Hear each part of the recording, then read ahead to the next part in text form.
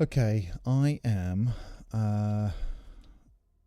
just going to test this out. I've got a bit of code on here that is going to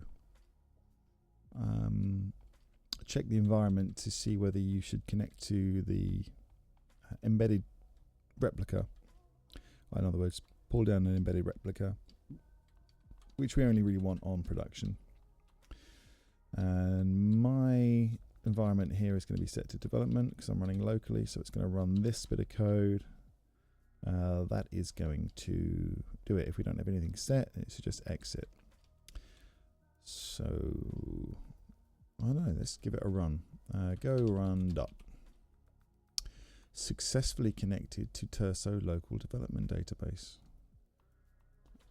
Yeah. And it closes the database connection. Nice.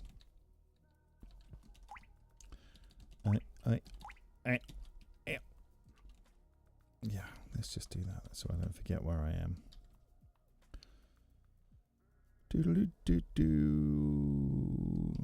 We might as well utilize that space. If I create another vertical split, make that over there, and then in here, Control B, T. Perfect. We can see what time it is. Right. Oh.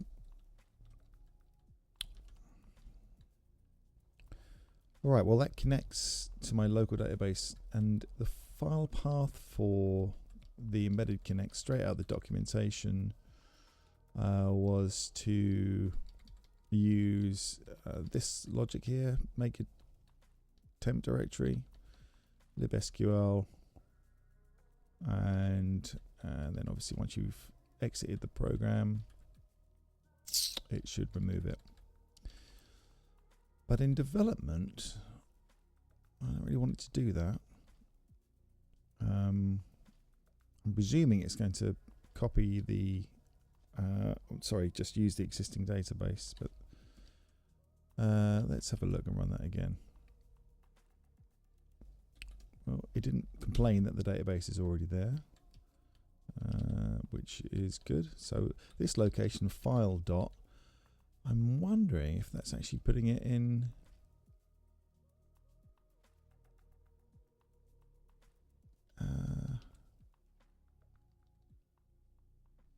I don't know where it's putting it.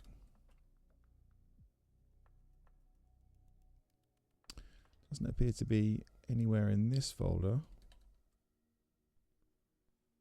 Wonder where that is. File. Or should we just use the same?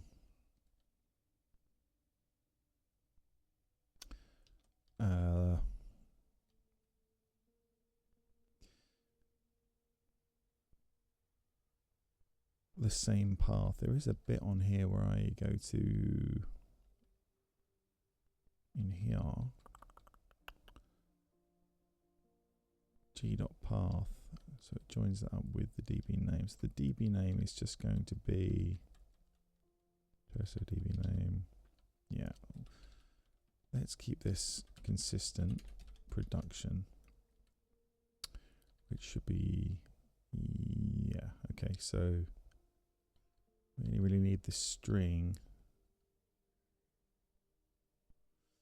Well, yeah, again, that should really be from an environment variable.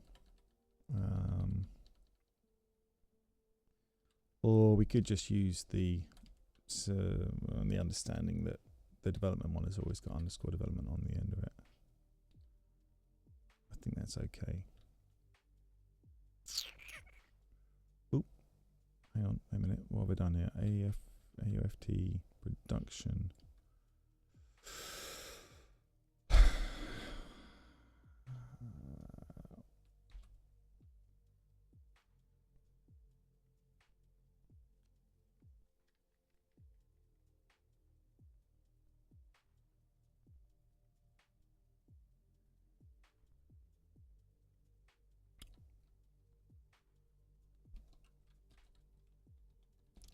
I don't know where these are actually being stored.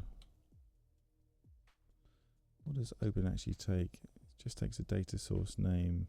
which is a string.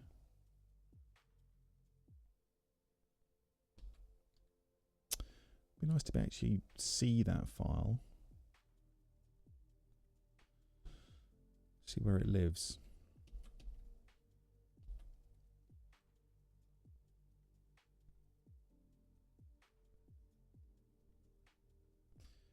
Let's get rid of that.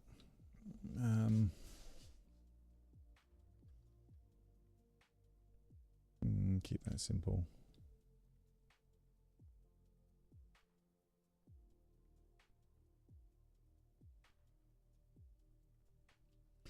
Yeah. Okay, well, let's just quickly pop back into the I think yeah, the old server with all the extra code in it is still in here. So Turso user has got migrate users table, which is going to, I think we're going to need to grab that. That's putting all the Star Wars people in, but then list users, insert users. Yeah, okay, this is really where it starts. That's, I mean, all of this should work fine. Could have just copied the code over. Let's yank all of that out.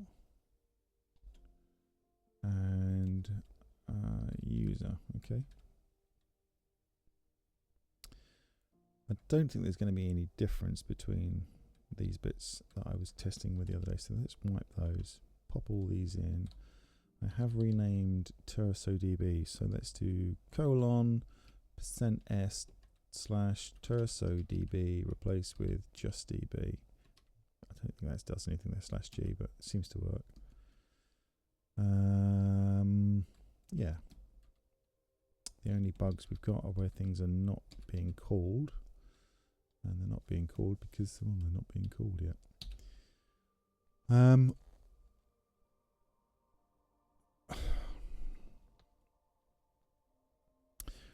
We have got on this section here, so where we do Turso local connect, potentially we don't always want to have to recreate all the tables and start from scratch every single time. So this bit of code is going to create that if it doesn't exist, which is fine. So we really then want inside this little branch here, maybe another environment variable, something that we can say, you know, you don't have to recreate the database. But for now, I think we'll just do something like if 1 equals 1 to sort of remind myself. I don't like the way it handles those braces. Yeah, it is supported. And we'll say recreate data, recreate local database structure, or use existing. So currently, obviously, 1 will always be equal to 1, and we should be able to do g dot migrate users table. This thing takes an error, so it's going to be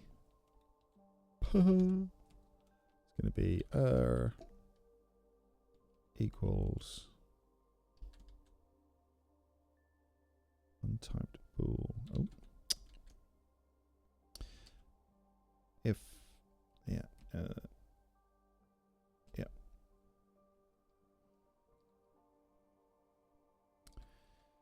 Yeah, I know that is pretty rubbish. Let's just say recreate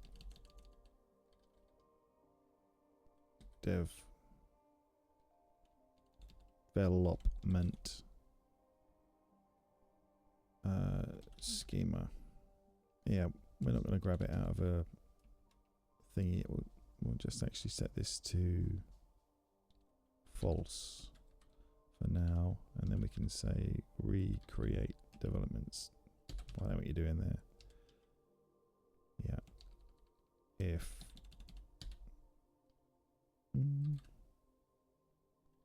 yeah, so we do want it to do it. Let's get rid of that little grumbly, and we only have to pop that into our environment variable list. So that should go off, and it's going to try and drop a table for the users and then create a table for the users. We're going to get all of these Star Wars characters inserted, and then I think this is doing. So the other thing I was thinking is I had lots of the data that came from the database persisted in slices inside the Go server.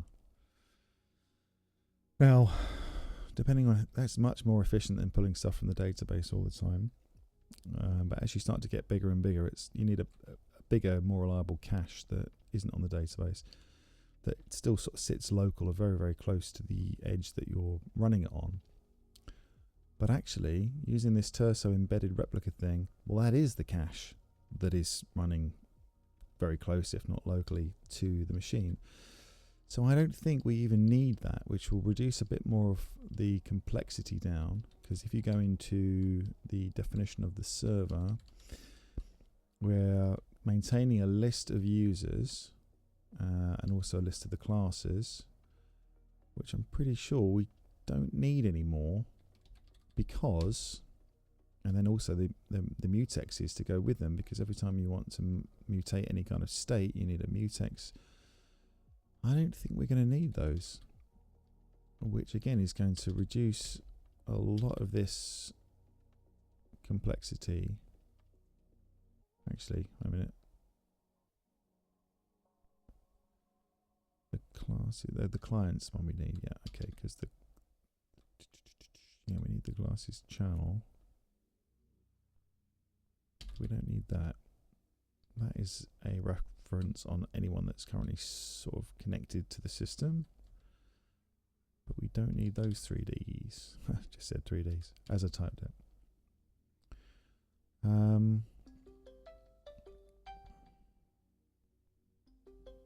Got a call.